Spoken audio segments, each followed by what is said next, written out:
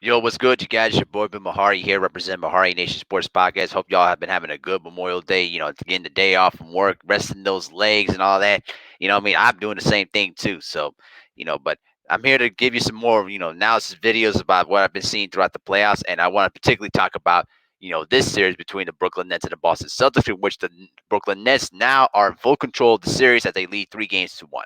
Now, before I get into my analysis of what happened in game 4 or what I've seen throughout the series, I do want to address one important thing here, guys, before we get into that. Especially when it came after the game 4 defeat.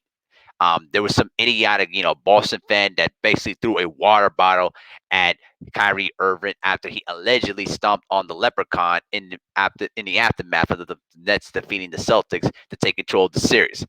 I've already said my piece about the whole situation, and that fan obviously got arrested for what he did. Listen, this is getting out of control. This is really getting out of hand. We're already past the first week of the playoffs, and we already had 3 different incidents with fans against players here. The NBA needs to do a better job of taking control of this whole situation with the fans, because throwing objects is one thing, and then spitting at an athlete is another thing. All right, this is really getting out of hand. I'm getting sick and tired of these fans thinking they can do whatever they want, especially in Boston, which is perhaps the most racist city in basically all in the north side. All right, basically up in the northeast. Okay, so the bottom line is the NBA got to do something about this, because this is getting out of hand here, and I'm just getting sick and tired of this. And I hope that fan doesn't never shows up to another game ever again for what he did. And I'm glad Kyrie Irving and Kevin Durant pretty much said their piece. I don't need to repeat what they had to say, but you can understand what my drift of what they had to say. So I just want to get that out of the way.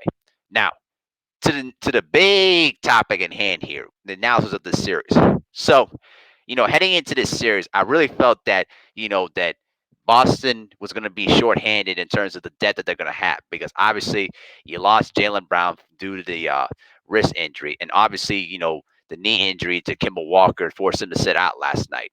And so, even though that Jayson Tatum has been having an outstanding series, which included the 50-point game on Friday night, um, that only lasted for about 2 days. Because then after that, the big three of the Brooklyn Nets pretty much showed up and pretty much silenced the entire crowd.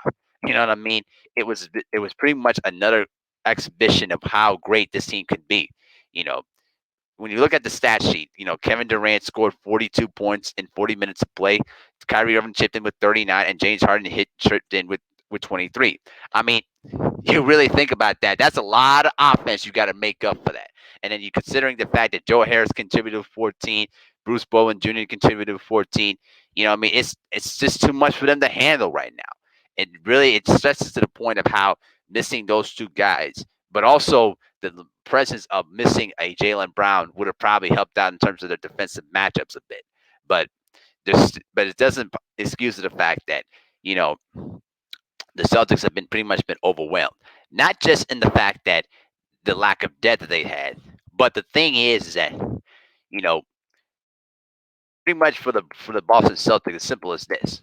You know, pretty much the defense was pretty much was slacking the other night, and also the struggles of Kimball Walker were pretty much you know, has been pretty much evident. And so now dealing with that knee injury, pretty much dealing with the knee injury with that bone bruise, it's now pretty much making him a liability. So now, even though that Fournier has had his moments throughout the series, but right now his production has been somewhat inconsistent, and it could force the Celtics to make a decision if he might become a free agent at the end of the year. And so now it's forced now some younger guys like Romeo Langford and other guys to pretty much play important minutes and pretty much defend against elite guys like James Harden and Kyrie Irving. And so, it's pretty much putting them in a very, very difficult position. So pretty much the way I look at it is simple as this. The Brooklyn Nets will close out the series on Tuesday night when the series shifts back to, Brooklyn. And this is going to force the questions about what the Celtics need to do to pretty much overhaul the roster. You know, we know that Tatum is going to stay pretty much long term. He's their best player, no doubt about it. But will Jaylen Brown be traded? Will they let Kemba Walker out? Will they let Evan Fournier walk? And is this going to be the one that's going to put Brad Stevens on the hot seat here? Even though they've been dealing with a lot of injury issues throughout the season, there's been times where I felt that Brad Stevens, his coaching and some of the adjustments that he would make has been pretty much in question. So we're gonna see.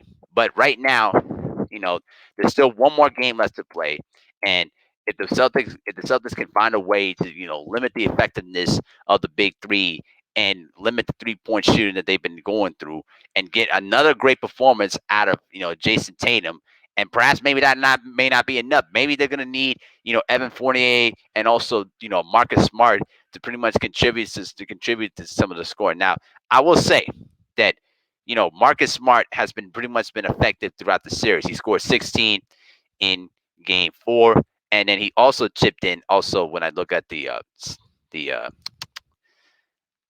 the score line from game 3, as I pull this up real quick, see Marcus Smart, you know, pretty much chipped in with 23 points in the third game too. So he's been pretty much doing his part. But it's been the other guys like the Tristan Thompsons and the Evan Fourniers that has been kind of somewhat inconsistent. And then you're putting in guys like Romeo Langford and Grant Williams some playing time in key minutes in the series, and they have not pretty much not gotten the job done. And so this is going to be very critical. Can the Celtics improve their depth, improve some of the weaknesses on the team to really pretty much put themselves in a position where they can contend in the East? And I'm starting to think right now that, with the exception of Jayson Tatum, I don't see Jaylen Brown coming back next year, and I think there's going to be a major question about how that wrist is really going to heal up. In terms of him getting back to the player that he once was before the injury came into play, and will Kemba Walker stay long term? So we'll see. There's going to be a lot of questions for them, but the bottom line is that the Brooklyn Nets, if they pretty much can outscore you, they're going to pretty much win the game.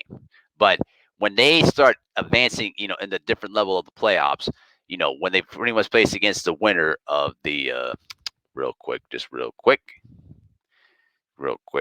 there we go. Of the was it?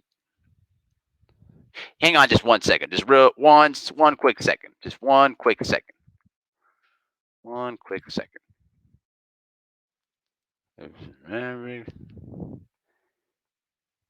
Yep. So they're going to go against a rested Milwaukee Bucks team that pretty much made a quick eat 4 games of the Miami Heat that were pretty much riddled with injuries and bad personnel moves. And so that's actually going to be a really good series between the Bucks and the Nets. But I think that with the offensive firepower that the Nets have, that obviously that the Bucks may have lacked, I think that the Nets may have a chance to end this series in 5 to 6 games. I think because that Giannis is going to get his, but you also know that there's some times where Chris Middleton has sometimes been missing in action during his postseason runs, particularly against the better matchups. So we'll see. But this is going to be a very good second round series between the Brooklyn Nets and the Milwaukee Bucks. In the event that the Brooklyn Nets can close it out tomorrow night, but I think they will. I think that that the Celtics right now, they're just pretty much playing with house money at this point, and they're just gonna have to start figuring out a way to improve the depth of their team, because right now we talked about it years ago that they pretty much had a much more depth in terms of their guard play, probably much too much of it, and now they pretty much have been limited because you're putting in younger guys on the floor in key minutes during the postseason, and they're not ready for that. And pretty much Kyrie and James Harden and Kevin Durant have been exploiting that.